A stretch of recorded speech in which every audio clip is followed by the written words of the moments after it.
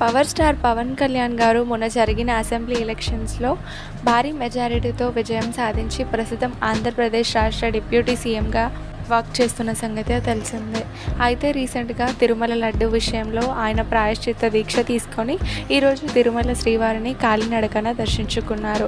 అయితే పవన్ కళ్యాణ్ గారి ఫ్యామిలీ మాత్రం అంతగా బయట కనిపించదు. అకిరా అప్పుడప్పుడు కనిపించిన ఆయన భార్య అన్నా లెజినోవా కానీ తన పిల్లలు పోలీనా అంజనీ కుమార్ కనీసం వాళ్ళు ఎలా ఉన్నారో కూడా చాలామందికి తెలియదు.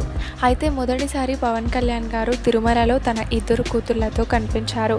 ఆద్య పోలీనాలతో పవన్ కళ్యాణ్ గారు ఉన్న కొన్ని ఫొటోస్ బయటకు వచ్చాయి. ఆ ఫొటోస్ నెటిజన్లను బాగా ఆకట్టుకుంటున్నాయి.